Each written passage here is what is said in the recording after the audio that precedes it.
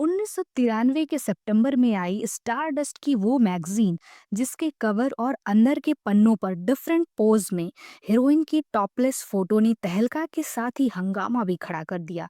लोग उनके अगेंस्ट नारे देने लगे। कुछ एनजीओ एंड महिला संगठन ने उन पे केस कर दिया। लोग टमाटर और चप्पल के बजाय कपड़े फेंकने लगे उनके घर पे ताकि वो पहन सकें।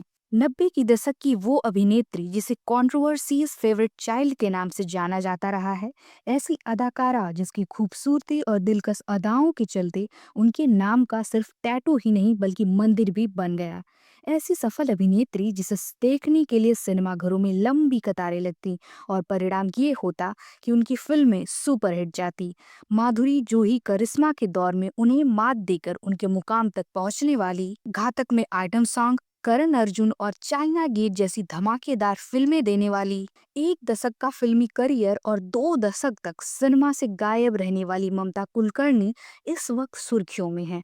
हाल ही में ममता कुलकर्णी ने महाकुंभ में पिंडदान देकर संन्यास लिया और उन्हें किन्नर अखाड़े का महामंडलेश्वर बनाया गया है। साथ ही ममता ने अपना नाम बदलकर यमाई ममता नंदगिरी कर लिया है। ममता को महामंडलेश्वर पद दिए जाने से विवाद ने तूल पकड़ लिया है। किन्नर अखाड़े की महामंडलेश्वर हिमानी सखी ने इस निर्णय पर आपत्ति जताई और ममता के पहले तो किन्नर अखाड़े में शामिल होने पर सवाल उठाया, दूसरा उनके पिछले लाइफ के बारे में, कंट्रोवर्सीज के बारे में गिनाते हुए संन्यास लेने को ही पब्लिसिटी स्टंट बता दिया। और इसीलिए तो ममता कुलकर्णी का नाम कंट्रोवर्सीज फेवरेट चाइल्ड यूं ही नहीं पड़ा है। उसके पीछे ममता का कंट्रोवर्सी से चोली दामन जैसे रिश्ते का होना है। ममता कुलकर्णी के करियर का ग्राफ जितना जल्दी ऊपर गया उतना ही जल्दी नीचे भी आया। महज 10 से 12 सालों में ही ममता ने वो मुकाम हासिल किया जो आज भी लोगों के लिए सपना है। 90 दशक के सभी बड़े और मशहूर एक्टर्स के साथ ममता ने काम किया है, चाहे वो सलमान, आमिर, शाहरुख, सुनील शेट्टी, अक्षय या सैफी क्यों न हो। ममता को जितना उनके फिल्मी करियर के लिए फेम मिला, उतना ही स्टारडस्ट को topless photoshoot, Vicky Goswami drug dealer या छोटा राजन से कनेक्शन की वजह से बदनामी भी मिली। पुराने दाग के निशान धुले तो नहीं, ऐसे में और नए दाग लगते चले जाते, जिसने 10 सालों में ही उनके फिल्मी करियर को बर्बाद कर दिया। बुरे इंसानों के संगत से कैसे फलता फूलता करियर बर्बाद होता है, ममता उसकी बेस्ट एग्जाम्पल है। चलिए आपको बताते हैं ममता से जुड़ी दिलचस्प बातें जिसकी वजह से उन्हें कंट्रोवर्सीज फेवरेट चाइल्ड कहा जाता है। देसी अर्बनिक में आप सभी का दिल से स्वागत है। अगर वीडियो अच्छी लगेगी तो लास्ट में सब्सक्राइब करने का जरूर सोचिएगा और यहाँ तक देख लिया है तो लाइक करना तो बनता है, वो भी अगर आपको वीडियो अच्छी लगे तभी। ममता कुलकर्णी का जन्म 20 अप्रैल 1972 में मुंबई में महाराष्ट्रियन ब्राह्मण फैमिली में हुआ। फिल्मों में आने से पहले ममता का नाम पद्मावती कुलकर्णी था। उनके पिता मुकुंद कुलकर्णी आरटीओ ऑफिसर यानी रीजनल ट्रांसपोर्ट ऑफिस में बतौर ऑफिसर काम किया करते थे।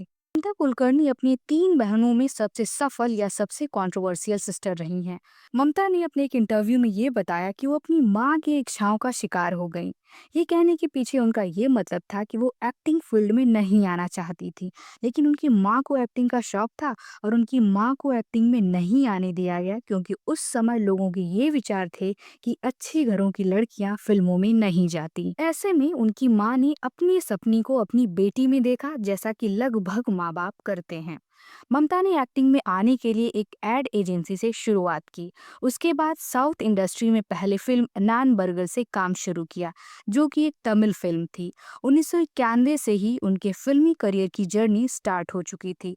1992 यानी 1992 में बॉलीवुड में उनकी पहली फिल्म आई तिरंगा, जिससे उन्हें काफी फेम मिला। ममता कुलकर्णी की पहली फिल्म नान बर्गर ही सुपरहिट साबित हुई थी और तिरंगा भी सुपरहिट हुई और काफी नाम मिला। 1993 में आई आशिक आवारा में ममता को सैफ के साथ काम करने का मौका मिला। वहीं सैफ का ये पहला डेब्यू फिल्म था बॉलीवुड इंडस्ट्री में। ये फिल्म भी काफी चली और इस फिल्म में एक्टिंग के लिए और बाकी बहुत सारी चीजों के लिए इन दोनों को बहुत सारे अवार्ड्स भी मिले। ये वक्त हमारा है, करण अर्जुन, बाजी, बेकाबू, नसीब, चाइना गेट उनकी कुछ बेहद पसंद की जाने वाली फिल्मों में से एक है।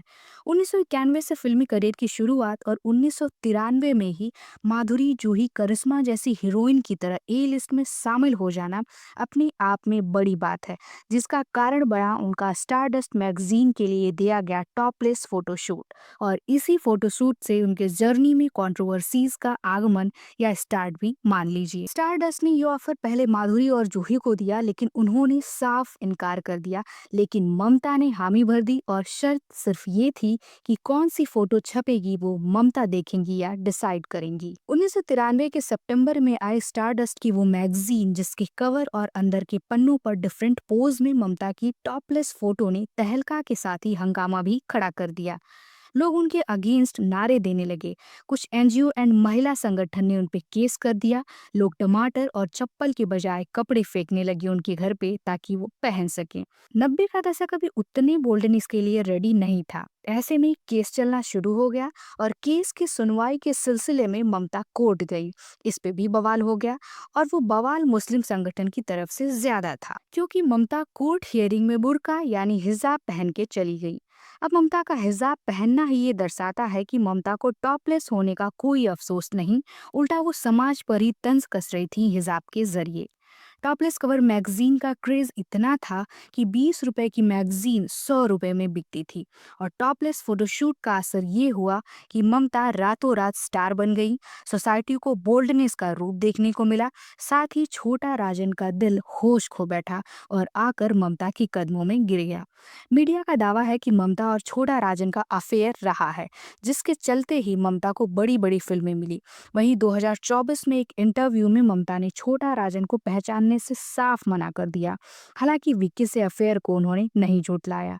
थोड़ी चर्चा छोटा राजन पर भी करते हैं, क्योंकि मीडिया के मुताबिक छोटा राजन का अहम रोल रहा है ममता के लाइफ में।